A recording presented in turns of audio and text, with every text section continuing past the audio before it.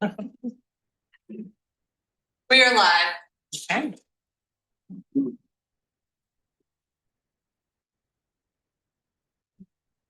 Good evening. Welcome to the City Council Workshop. It is Monday, November 10th at 5:15. Around the table, we have Councillor Dean, Councillor Fish, Councillor Leonard, Councillor Carson, Councillor Falloon, Councillor Walker, Councillor Beck, and City Manager Lear. And I'm Sue Hawes, Council Chair. So we have several items on here tonight. It's not, and if we could have Steve Smith, the interim Public Works Director, come up. And before, or as Steve is walking up, I'm just gonna apologize because we're gonna be a little bit repetitive tonight. Because a couple of weeks ago, we talked about the winter parking plan. And then when Steve and I sat down to sort of regroup afterwards, it was clear that he and I had different impressions on what we said we were going to do. So rather than risk doing the wrong thing, we thought we would come and repeat ourselves in writing with a memo about what the winter parking plan is. And I'll hand it over to Steve to talk through it. Okay, Steve Smith, interim Public Works Director. Good evening, everybody. During the October 20th Infrastructure Committee meeting, we discussed the Department Public Works plan for snow clearing and the winter parking bans for this upcoming snow season. During the course of that conversation, it was clear that the council had a number of questions and concerns, and so we wanted to reiterate the information in writing to avoid any confusion and to ensure that the council's concerns are being addressed. Throughout that meeting, there were several questions about when it wasn't snowing, would the parking be enforced? Would it not? So we would try to clear that up. For many years, the city prohibited overnight on-street parking during the winter to support snow removal operations. However, a change in the city's zoning ordinance, reducing the number of off-street parking spaces required for certain residents, created added pressure on residents and their parking needs. As a result, last winter, the city piloted an alternative system for winter parking. The city is proposing to continue this system for the upcoming winter season. These winter parking rules consist of the following measures. On-street parking during the day will follow the same rules as the rest of the year. On-street parking will be allowed during overnight hours all winter unless a citywide parking ban or a snow clearing order is announced and in effect. Excuse me. When a citywide parking ban or snow clearing order is announced, all residents will be required to find off-street parking. The city maintains a list of municipal lots, which is a hyperlink. You guys can see that list right there. And overnight parking is permitted when a citywide parking is declared. When a downtown parking district parking ban is announced, only vehicles in the downtown parking district will be required to find off-street parking. All the parking information can be found on the City of Bangor website, and residents can also sign up for alerts to get notification of parking bans. Absent any changes or feedback from council this evening, the city will issue a press release associated social media postings highlighting this information now and again when the city is predicting to see the first plowable storm. The second page is basically that it brings you what the hyperlink with that.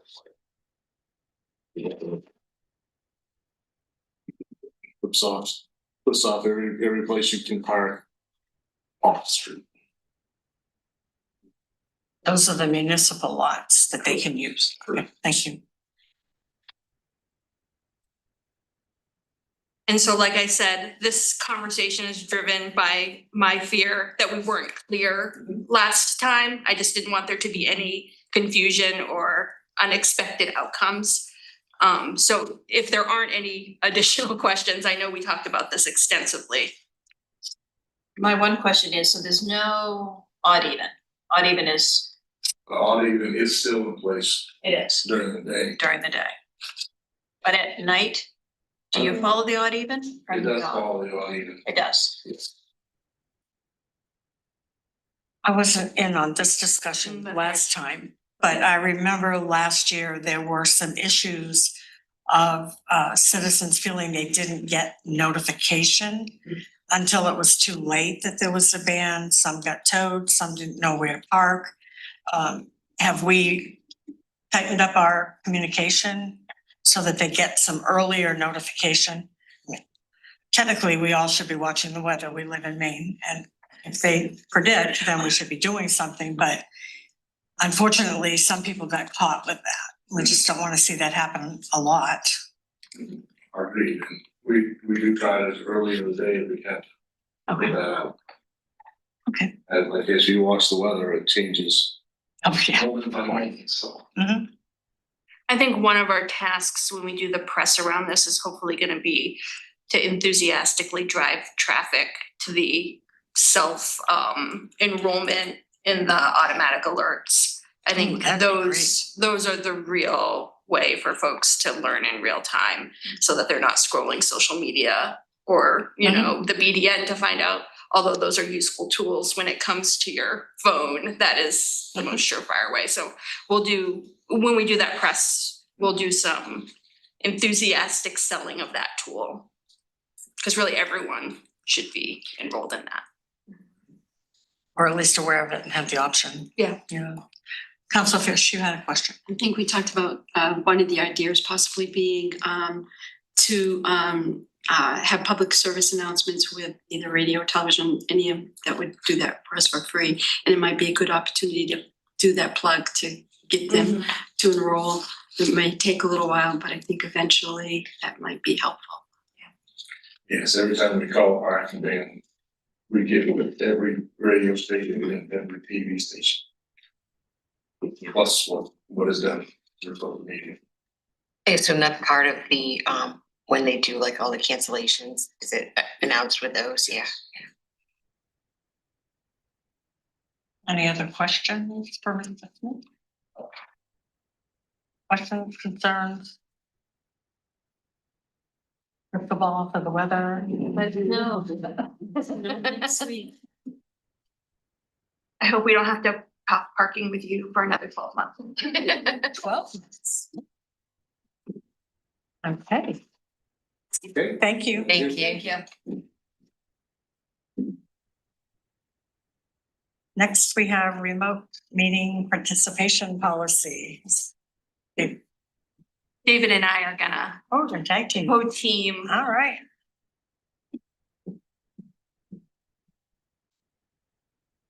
Good evening. Hello. So I think we're all familiar with the unfortunate problems that we've been having with Zoom public comments over the course of at least the last couple of months. Meeting or two ago, Councilor Dean, you specifically made the request that we consider the Zoom public comment policy and whether we should continue with it as is or with a new policy. I think it was appropriate to wait until the new council was seated, and now everyone is here. So we wanted to very quickly queue this up for consideration and discussion. So, you know, in a perfect world, I think there would be a technology-based way to manage this issue effectively so that we could continue to provide maximum public access to public comment, including through remote means, but through our sort of playing around with the Zoom and researching the various tools. At least in the near term, we don't think that city staff can effectively manage that tool during the course of meetings to combat what is, you know, essentially gross racist, inappropriate comments coming through. We can certainly stop them when we hear them, but to prevent them entirely would be really challenging. And that challenge for us is really because of folks' willingness to lie about their identity.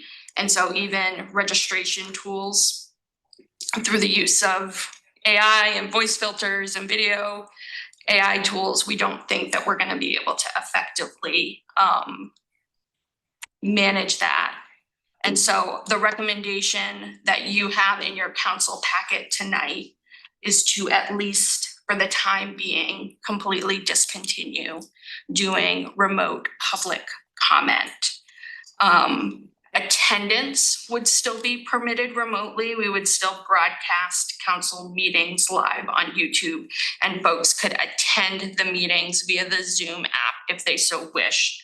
But we would not invite public comments through Zoom, were you to adopt what our recommendation is. I surveyed a handful of other cities to sort of get their experience and learn what they're doing. I participate in a group of the largest dozen or so cities and towns in Maine. And of the folks that I was able to make contact with, only one town was still allowing remote comments. That was, I'm forgetting the town, Sanford. Yes, you're right. And they admitted that they had never had a single issue with people providing, you know, knock on wood for them, right? Inappropriate Zoom comments. The towns that I spoke to were Lewiston, Auburn, Saco, Biddeford. And they had all discontinued remote public comments for this very reason. So were you to adopt the staff recommendation on this, comment would be permitted in person, via letter, via email, or via phone call. As you know, because you all see the emails that come in regularly, we do read and usually respond to every single comment that comes in through email. So it's not as though those aren't effective means to communicate with city and council, but they certainly may not be as convenient for some as participating via Zoom. But because of the issues we've encountered, we're recommending to discontinue that for the time being, at least. My one note for you is, because of the challenges and how impactful they've been, it is on the agenda for you to vote on tonight if you agree with those changes. If you don't agree with those changes, then it would just need to be removed from the agenda or voted down, you know, at your preference. But we did want it to be available to you to vote on tonight if you so chose. Do you have anything you wanted to add? Just that, you know, public comment remotely is not required under the state law. It's not actually required in person for public meetings. Public meetings are meant to be open to the public under the freedom of access law, but that does not mean that we have to accept public comment, but we do because we want to.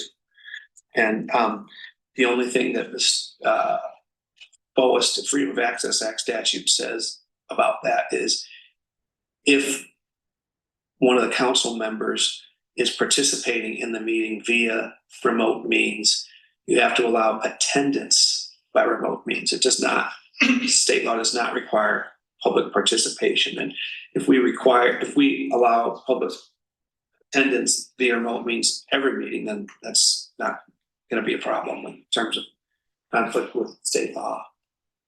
We also have the issue of public participation tonight. This won't be voted on until toward the end of the agenda tonight. But there has been some suggestion that there may be a motion made at the beginning of the meeting tonight to not allow public comment via remote means tonight. That could be entertained. I think that the chair could also just not allow public comment via remote means tonight, despite the fact that it wouldn't technically comply with the current remote meeting participation policy. But if that is revised tonight as suggested, then it would be in compliance with that after the revision. If there were 15 minutes of public participation tonight at the beginning of the meeting, that could be public participation of people who are here. And then, as you know, under the current policy, the chair can allow up to 45 minutes at the end of the night. But by that time, the vote will have been made about revising the remote participation policy. But again, there could be a motion made right after the Pledge of Allegiance in that regard about tonight. If you have any questions or anything. Questions, comments? I do have a question. So regarding remote participation but not public comment, will they just be muted? Correct, yeah. So That they can't just interrupt anyway? Correct. Yeah, okay. Any other comments, questions? Yes. I think we should probably figure out what's the better way to remove the thing. It's better to do it with a motion or just better to let it go until? I think handling with a motion would be fine. That would involve a vote of the council. Do it at the beginning. Can be voted. For the evening, for this evening, and then once, if we do enact the other, then it's done anyway. Yeah, I think we can expect pushback on that because people didn't know in advance. But I think we probably expect that. Given the nature of what we've been going through. I think that the motion would be appropriate. Like I said before, I think even if the motion weren't made, I think the chair would be appropriate in just saying we're not going to accept it tonight, given what's on the agenda and the difficulties that we've been having, the ability to effectively police it technologically right now. The only issue I'm seeing with that is then it would invite public comment in the beginning regarding this issue, and then again when we do the order. So would that take away from the other public comment? No, I was saying public comment could be allowed at the beginning, but it would not be on that item. It would be on. Even though we made a motion already, they wouldn't be able to address that until. Right, the public comment at the beginning is supposed to be for city business other than what's on the agenda. And so anybody who wants to comment about that particular agenda item would be directed to do so at the time when that agenda item comes up.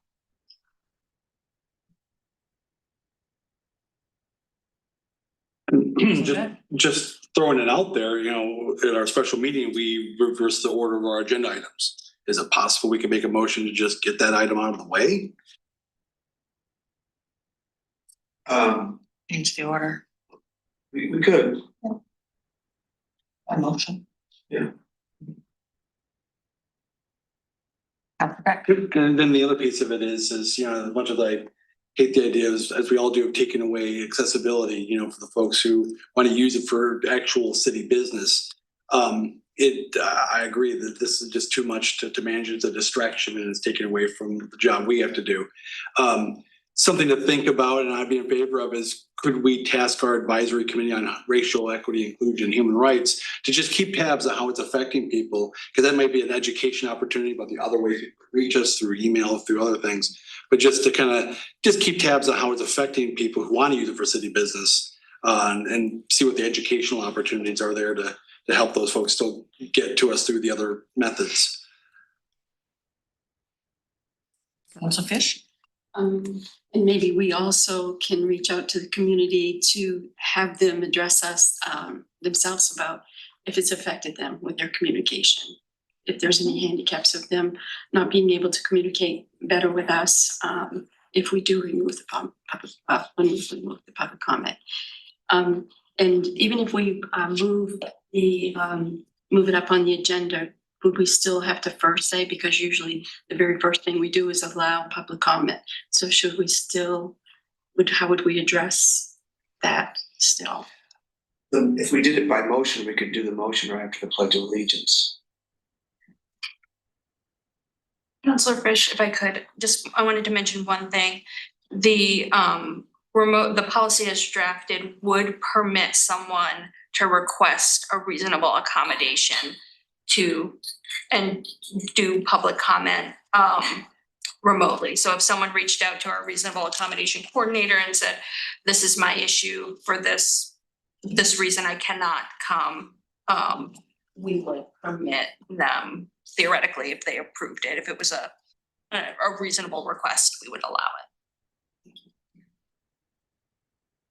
Counselor Flynn? Thank you. This may have been in here and I did read it, but I don't recall. So was there a time cutoff for someone requesting that prior to the meeting? There's nothing in there about a time cutoff. And I wonder if not, if we should, because otherwise we might have someone requesting that at the very last minute and there wouldn't be time to accommodate it, or that might somehow get missed. And I think, Dave, you said that there were a couple other tweaks that we need to eventually make to this as well. So we could incorporate that into a B2 to be approved at a later date. Right, and this remote meeting policy it's divided into 3 different sections depending on what type of meeting it is, and that's fine. It does tend to, it was drafted a while ago, and it tends to try to cover all kind of scenarios, and for that reason it is a little wordy, has a whole bunch of footnotes, and I'd like to go through this policy and perhaps suggest some improvements. But for purposes of tonight, what we did was put in there a change that we thought was change that was really needed urgently. We didn't do a thorough revision of the policy itself that can and maybe should be done at a later date.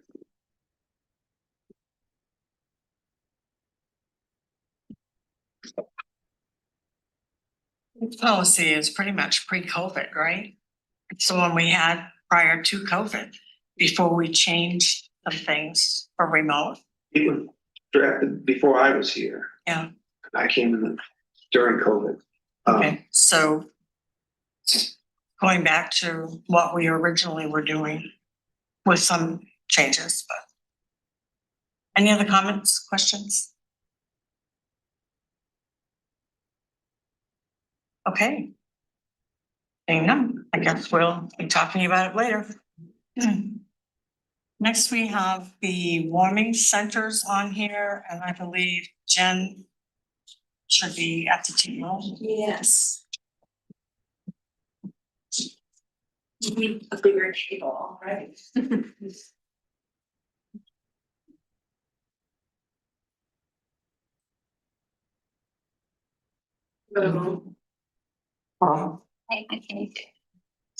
Yeah, so this is Jen Gunnerman, the Director of Public Health and Community Services.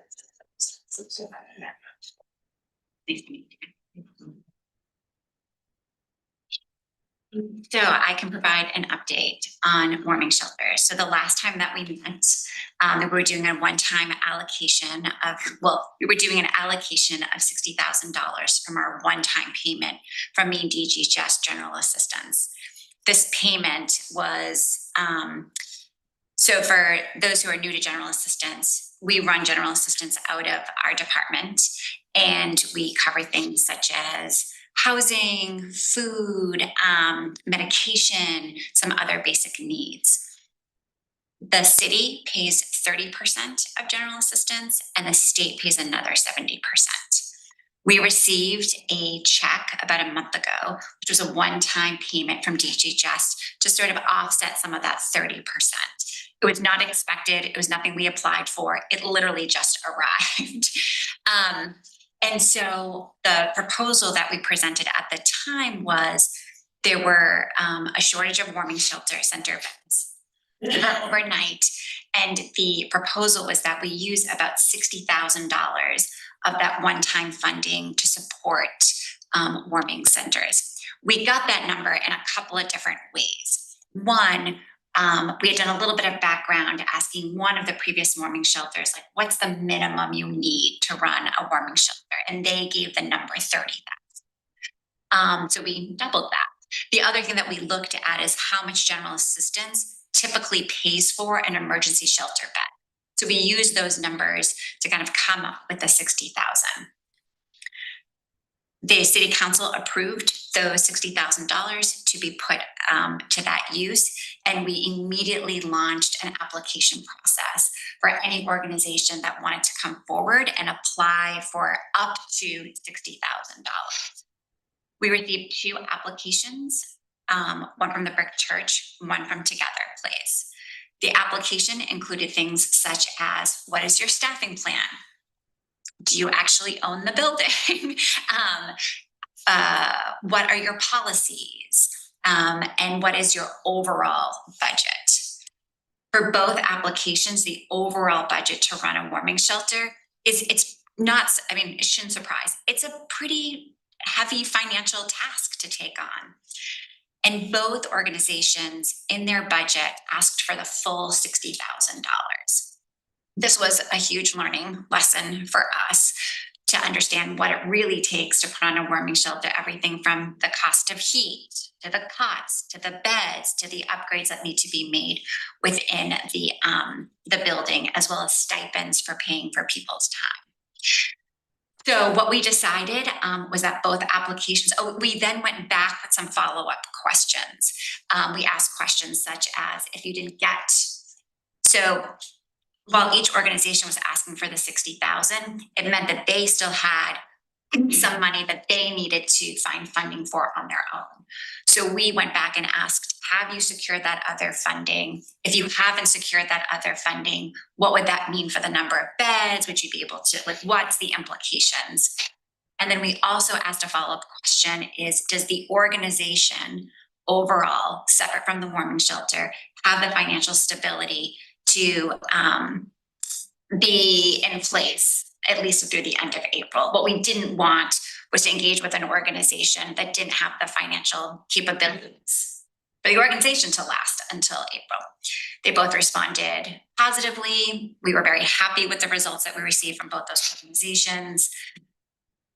I then, in talking with city manager, decided, okay, we only have $60,000 right now. Let's at least split that amount for the time being, and then go back and ask if we can leverage another 60,000 to give them both the full 60 that they're requesting. So I informed Together Place and Brick Church about that 30,000. I also was in contact with code enforcement, who was working with both organizations to make sure that they were coming up to code. Both organizations just had some minor things they needed to do, and code is working with them to be able to do that. So that is where we stand today. I think those are all the details. Could you refresh me, what was the amount of that surprise check? It was about $157,000. Council Walker? Yeah, that's what I was gonna ask, the total of. Yeah. Yeah, so I think that's actually a really important question. The money is available, and not otherwise earmarked for different use. And, just as a reminder, is the general assistance funds are used for emergency shelter funds. So funding warming shelters very much aligns with what general assistance funds are for. And what we would do is the warming shelters couldn't then bill GA, right? So that wouldn't be able to happen. But what this does is it cuts down on the administrative burden that those organizations would need to undertake to actually bill GA. It's actually some logistics and administrative burden that's included on that. Council Miller? What's the percentage of administration for these two groups? In terms of to run the warming shelter, I don't have the amount in front of me at this moment. I can get that amount for you. It was minimal in the application, and really the amounts that were allocated to pay people were like small stipends or small percentage of a program coordinator. It did not account for the bulk. The bulk of the budgets was heating, was supplies. Well, that brings up another question. These facilities were running, I mean, they're built already, so they're operating. They weren't heating the building if we hadn't given them the money? So both organizations, so first of all, Together Place has never done a warming shelter before. So they wouldn't be heating their building in the same way if they didn't have a warming center. So, they're gonna have increased cost. The Brick Church, when we had conversations with them, there was the possibility that they weren't gonna open a warming, they were potentially gonna close down at some point. So that heating cost is an addition to what their ordinary sort of business is. And I would also note, both organizations, their budgets are well in excess of $100,000 to run the warming shelter. So it really, it's heat, yes, but it's the food and the supplies, the toiletries. There's a lot of costs that I wouldn't have even contemplated that it would cost that much to run. We're by no means fully funding the operations of these two organizations. They're leveraging donations and volunteers to do the remainder. I just off the cuff, my understanding and looking at their budgets and their proposals, most of their staffing is with volunteers. Walker, you had a question? I was just gonna follow up on, so when April comes in the application process, did they both, one or both of them, extend how they were gonna be running the facility after the warming center ends? There was no No, typically warming shelters in this area close mid to end of April. And then organizations go back to their sort of typical business. That's usually the seasonality of warming shelters.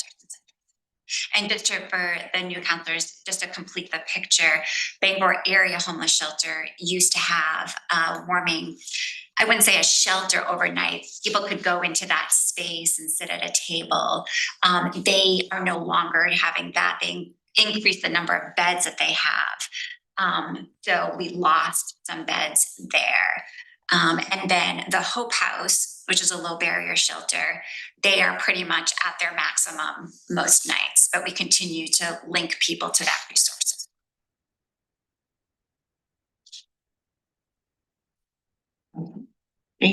Do they have shower facilities at either of these? Yes. Okay, so we're also talking about quite a bit more water. Yes. Hot water throughout the night. Absolutely. And just to add to that, I believe it's the Brick Church was also offering a laundering. There was one of them was also potentially offering laundering services if they were able to leverage some funding. So thank you for bringing that up. There's a lot of things that happen in a work. Councilor Flynn? Couple of questions actually, but so it looks like between the two, that would serve about 110 people a night. About 100, yeah. Is there still an unmet need? It's hard to put an exact number on the people who are experiencing homelessness right now. What we know is that there are more than 110, 20 people that are experiencing homelessness in Bangor right now.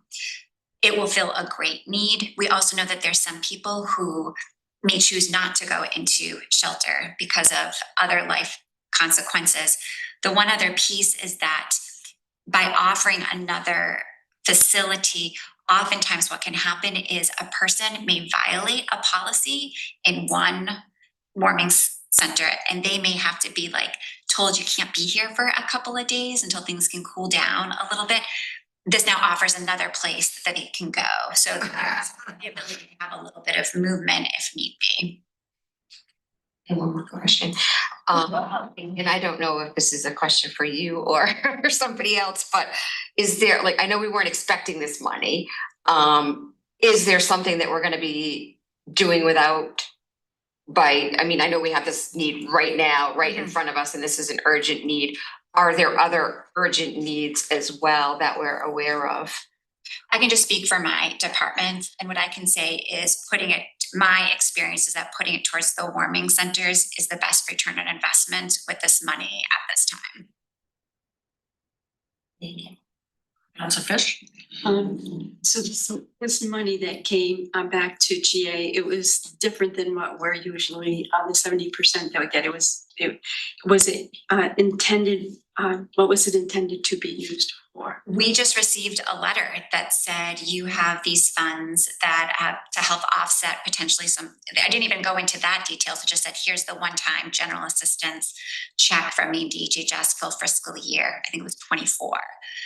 There wasn't any guidance on how it should or shouldn't be used. And isn't the GA funds usually also for to prevent people from being homeless? They can't pay their rent, they can't pay their electric bill, they can't buy groceries. So we have a pretty significant population struggling to just stay. Yes. And so I just wanted to make sure that this money wasn't going to be used for this, which is crucial, but at the same time jeopardizing someone else, putting him in this situation we don't want them to be in. Great point. General assistance is a really important tool to keep people in their homes. Using the funds for this purpose doesn't take away any of the general assistance benefits that we offer. My last question. I'll ask them. When we give these monies, there going to be some type of financial reporting responsibility back to us, so we know that the funds are being used the way that we hope they will be. Yes, currently I am in conversations with our finance department and our legal department to figure out agreement, contract, what will be the financial reporting requirements, as well as what will be like the utilization reporting requirements, so that we can have an understanding of how many beds are filled each night, what are their challenges, what are their successes. So we'll be building in a reporting component. I just had a quick thing. In either of the application, is there an age limit? And also following that, are they allowed to have service animals or animals that are under? Great question. It is adult, it's over the age of 18. In terms of service animals, I will check on the policy for that and get back to you on it. That's a great question. Thank you. Council Red? So just to make sure I understand, so this additional funding, this secures us the 70 and the 40. Like this is Yes. what it does. And to me, when I look at that, I look at, you know, what Portland's had to put into it and everyone else has to put into it. The fact that really we've only had to do just a little over $1,000 per bed tells me that these organizations are putting a lot into themselves and they're getting money from a lot of other places. You know, so that to me, makes this both, both a moral spend, but also just a responsible spend. And I'm appreciate this being brought back forward to us and give us an opportunity to do something about this. Yes, Council Mellon. One more quick question. Of the surrounding towns, what ones are providing warming shelters? I don't have that information for you. I'd have to get back to you on that. But it would be nice, I mean, Brewer is close enough that they should be able to have a warming center. I'm sure they received a GA check back from the state also. I just find that unfortunately, and not that I begrudge doing it, but it seems to me we need to have a community as opposed to a city doing it. And it's time the community kicked in. We can't support them forever. Council Red? I mean, this may be something that's can be brought up in the spring when the main COC meets again and just kind of check with the other communities and see how we're looking for next year. That's a good point. That look at going forward. How can the main continuum of care or so on just help us make sure that our other communities are also kind of stepping in where they can and but for this winter, this to me again is what we need to do. Hands in the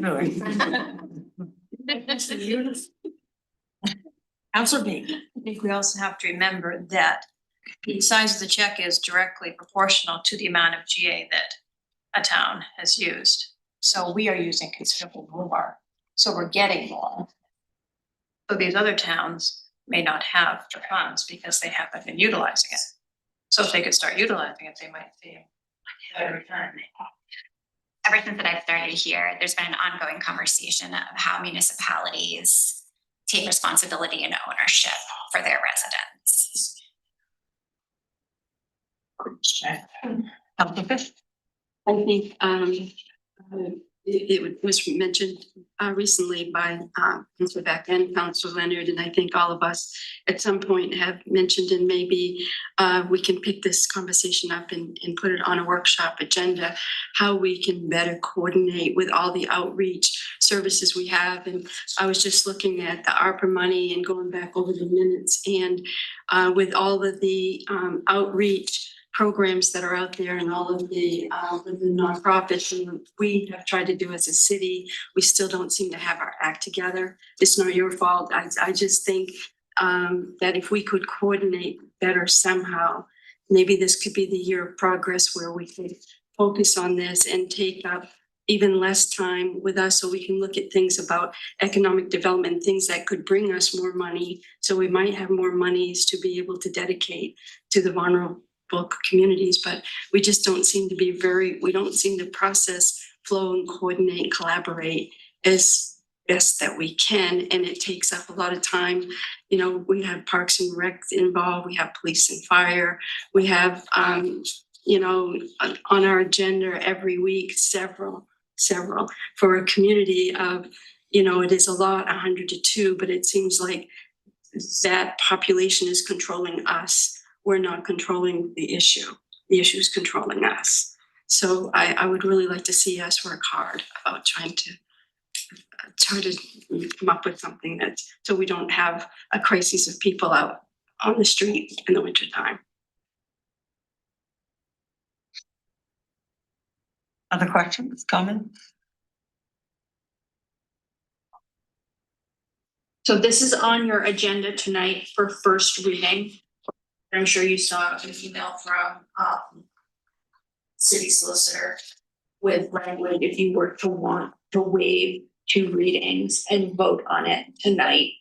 We wanted to make you aware of that option specifically because it is now November 10th and we're really getting down to it as it relates to the need for a place for folks to go in the Councilor Leonard? Would any counselor have an issue with voting on that tonight instead of going through first reading?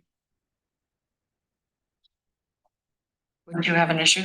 No, I wouldn't have an issue at all. I mean, I guess we're doing the motion to waive the first reading, so make it go through tonight, because we're gonna, if everyone's agreeable, we would pass the motion to waive the first reading, then another motion is gonna be made to actually pass it tonight.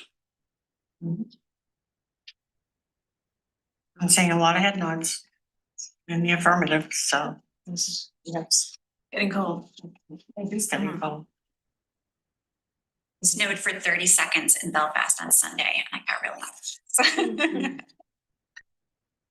These are the things that sometimes slow these projects down, just process and getting everybody back to the table.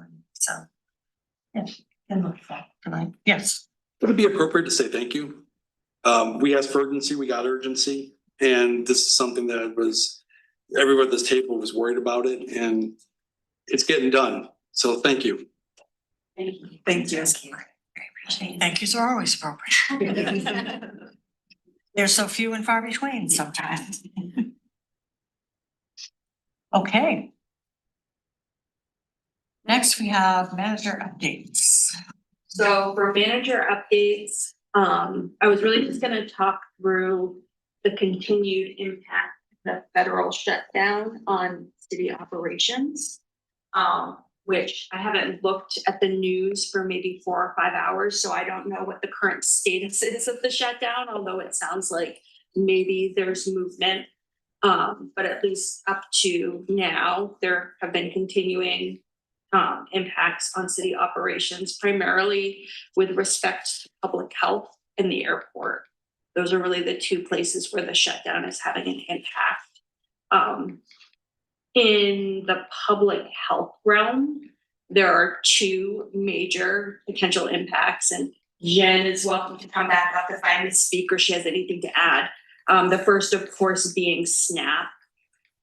It sounds like, although there's some real uncertainty in the status of SNAP because of the recent Supreme Court order, there was also an announcement that Governor Mills is gonna fully fund Maine residents' SNAP payments, although it's unclear how long it will take for folks to see those funds. Certainly a state of flux, and I know Jen is probably pulling her hair out trying to monitor exactly what's happening. But the bottom line is, public health is able to assist folks if they have not received their benefits using our general assistance money. That is a permitted use. So if there are Bangor residents who do not receive SNAP benefits or receive that in time for their need, they can reach out to public health and set up a GA appointment. Anything to add on that, Jen? Latest news is that probably about 95% of people are going to get their full SNAP benefits. As usual, there is a small percentage of people that sort of have their SNAP amount approved November 1st or 2nd, like they're new people that might only get a third. So we're going to keep an eye out for those people and be able to assist to fill the gap. But otherwise, we should be expecting the highest percentage possible of people who are going to be able to get their full SNAP benefits. And then the other area where we're seeing an impact is with heating assistance. My understanding is that because of the shutdown, the money that would normally flow from the federal government to the states has not flowed. I also saw a press release within the last couple of days that Maine Housing was going to be leveraging some carryover funds to perhaps fill the gap in the interim. But again, depending on how long that takes, there are several programs administered through Jen's team where folks, including GA and some other programs where folks can get heating assistance. So, the safety net is getting thinner, but it certainly is still there in some respects for Bangor residents. And the best way for, we don't expect everyone to know what sort of resources we can pull from. The best thing a person can do is call and make a GA appointment. Even if we've got a couple of funding levers that we can pull, even if someone doesn't qualify for GA. So if someone doesn't qualify for GA, it can actually put them on a pathway to a couple of other programs that are not actually city funded. They're funded from other organizations that provide either a voucher program or they've actually provided funds. So best thing a person can do is call and make an appointment for GA. And then the other, sorry, I was gonna switch to airport, so. I was gonna ask about the airport, so. So I'm actually just gonna invite Jose up to come and chat about the impacts at the airport.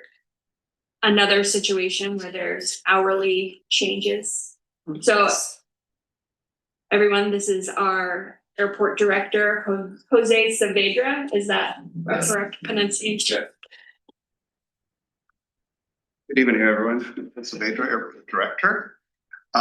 So I have a few notes here for the latest, as I already mentioned. It seems like it's changing by the hour. So first off, before I get started, I just want to congratulate and welcome the new councilors. We look forward from the airport standpoint to work very closely with the council on all the great work that we're doing to keep the airport.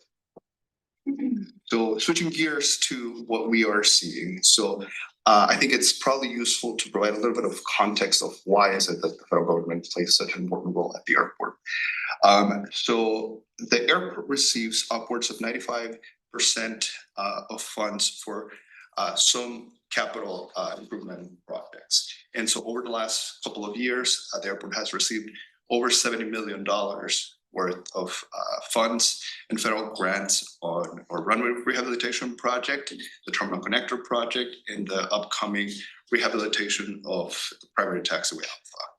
So these are projects that are in dire need of replacement. It's replacement of aged infrastructure that has reached the end of its useful life. And so as such, obviously we have a very important and vested interest in what happens at the federal level. So when it comes to what are the impacts that we're seeing, perhaps the most visible impacts that we're seeing across the aviation industry is employees, frontline employees going without pay, and particularly when it comes to TSA staff and also or air traffic controllers. Here at Bangor, perhaps we have not seen as big of an impact as we've seen in other places across the country. But that doesn't mean that it's not a significant impact. The other big thing that we have seen is the recent announcement on Friday by the Secretary of Transportation that there would be a reduction of 10% capacity at 40 major airports across the country. And while Bangor is not an airport in that list, 8 destinations to which we fly into are in that list. And so that reduction in capacity has created flight delays, flight cancellations, and impacting hundreds of passengers in the local community. So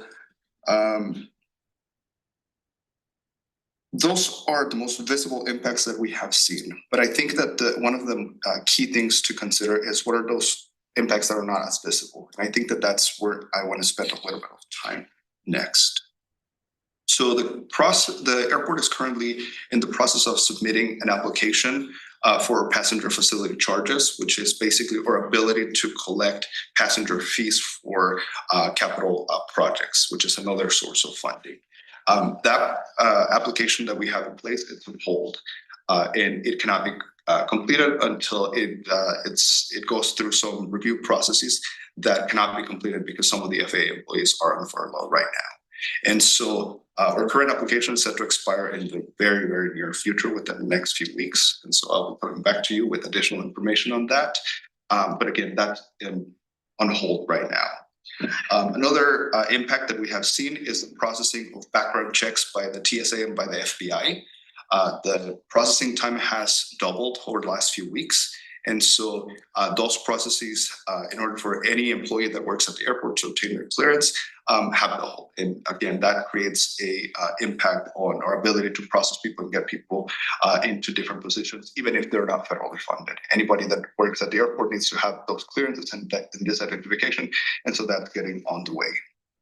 Another thing that we have observed as a impact is the completion of a quality assurance flight check that will fully certify the runway project that we just completed. And so without the ability of us completing that, there are certain situations in which, given severe weather conditions, we might not be able to accept certain flights.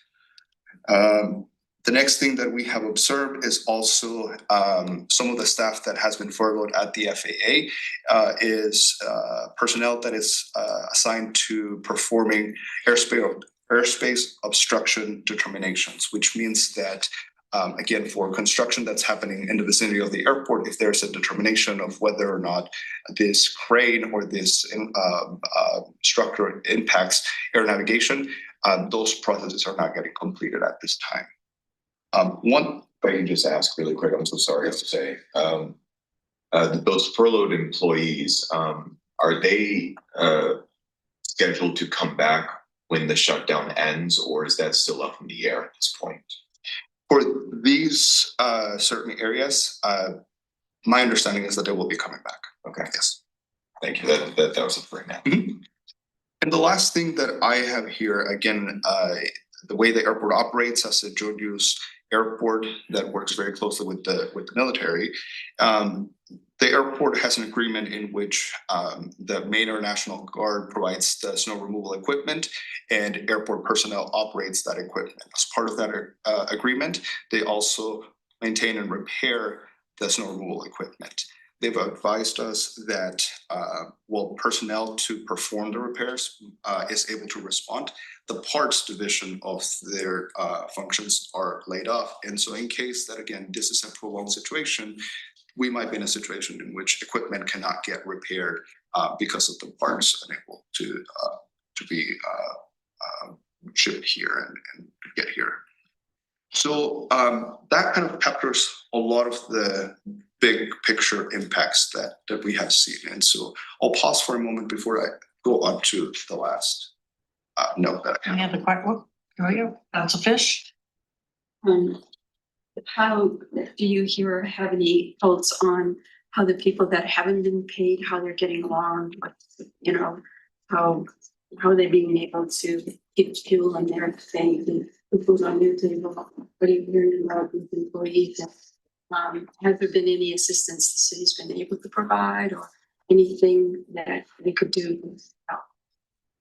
Yes, so as far as assistance to federal employees, so shortly after we kind of got a sense of what was happening, it's an interesting landscape to navigate because some of the federal employees are prohibited from from accepting gifts or donations or those type of things.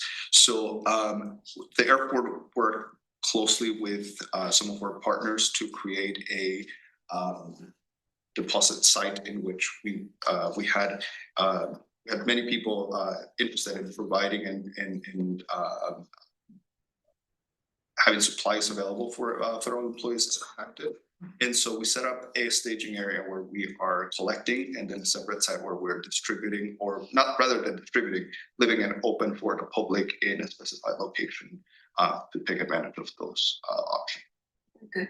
And you must not be sleeping very well with it. It looked like the perfect storm is just about ready to.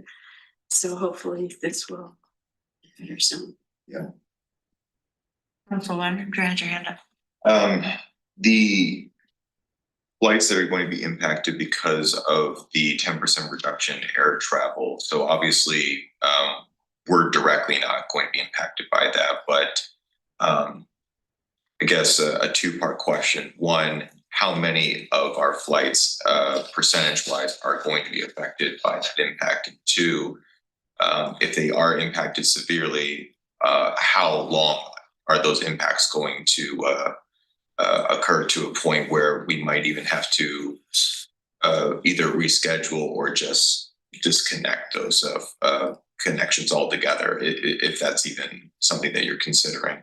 So what I would say is that it depends on a day-by-day basis. And part of the challenge of the network is that perhaps flights that are scheduled to fly from New York to Bangor might not be on the reduction lot, but the flight that is coming into New York that then proceeds on to Bangor, it might be impacted. And so it's a very fluid situation in which we're assessing on a as needed basis. Anecdotally, what we have seen is a relatively minor impact, thankfully. But that is precisely one of my concerns, is that losing any type of service creates a significant challenge, right? And so bringing back, we work very, very hard to try to grow the network and establish routes. And so any disruption into the service that we have obviously has implications in terms of reliability and potential future expansion plans that might impact. This is just a follow-up clarification. It's primarily arrivals that are impacting the airport. Yes, because then what happens is that once an arrival, if the flight doesn't make it up here, then the outbound flight also gets canceled. And so it's a trickle down effect that it just cripples the whole network. Okay. Council Fish. Even if this shutdown is resolved in the next few days, are you concerned about the bottleneck of these, you know, for instance, the quality assurance certification that we need for that runway? Are things going to be so backed up where we've only got 2 or 3 weeks? Do you have concerns that we're still at risk of not achieving that certification? And the same with parts for the plowed trucks. Will there be such a bottleneck as a result of this month? Are you concerned that those things could still be problematic? I think at this time we're being cautiously optimistic. But if this is what we're hearing is that there's a discussions of a continuing resolution. I think that was going to be my last point, right? That a continuing resolution provides some sort of relief But it also doesn't quite provide the stability that the FAA needs, because when we are operating under a continuing resolution, that does not provide, the FAA is unable to issue the grants that we need to pay for the capital investment projects. And some of the other implications that we can have is like the certification, the quality assurance check, some of the part, again, these are what I call second or third level tier impacts that again are not as visible, but have the potential to have a significant impact on our operation. Councilor Flynn? I actually have a few questions. Okay, are there employees working but not getting paid, or are they just completely furloughed? So the TSA and air traffic controllers are federal employees that are currently working and are not getting paid. And is it okay? Is that creating morale problems or problems with people calling out? So I'll break that into two, because there are a little bit different scenarios that we have in with both teams. So when it comes to TSA employees, we haven't seen a high level of individuals calling out. And that is a byproduct of the nature of that operation. So a significant amount of the employees that work for TSA work part-time, and it's likely that if they're working part-time, they probably have a full-time job. And so that is played to the benefit of our operation. When it comes to air traffic control, I think that things are relatively stable, but they might deteriorate if it's prolonged. As a follow-up to add a little bit more context on air traffic control, we work very closely with our trade associations out of DC to give us the latest updates on what's happening industry-wide. On the call that I was earlier on today, one of the numbers that they gave us is that traditionally the FAA sees 1 to 3 retirements filed per day. And over the last few weeks, they've seen that number go up to 15 to 20. So it is, I would say, yes, it is creating a significant morale issue. So if this situation continues for a period of time, which hopefully it won't, but I assume that's going to affect the bottom line, airport revenues. It may be too soon to even know what that could mean.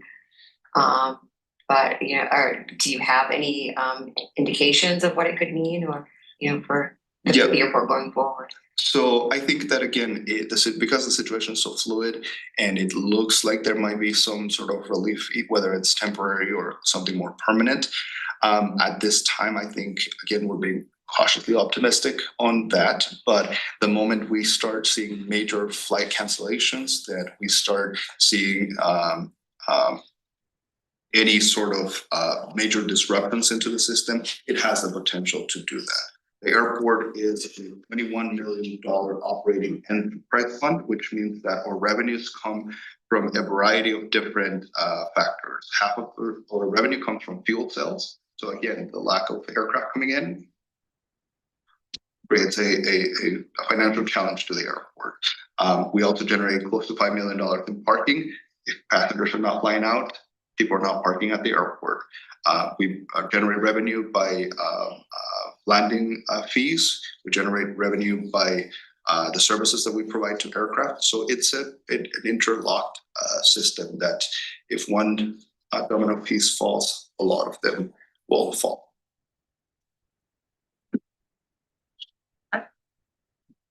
Any other comments, questions for the airport director? You mentioned the folks working on like the obstruction of flight paths. Do you have a sense of the bottleneck there? Yes, so traditionally under regular circumstances, the FAA asks for a period of 21 to 45 days to process those obstruction clearances. And so again, now we're 40 days into this government shutdown. All of that backlog is going to hit at once, and so it's likely to generate an increase on the timeframe for processing those obstruction.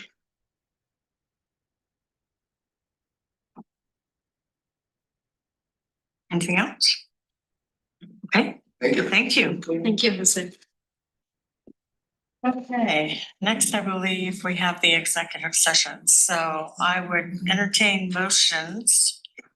Madam Chair, I move that we move into executive session pursuant to one MRSA 4056A Personnel Community Council appointed contracts.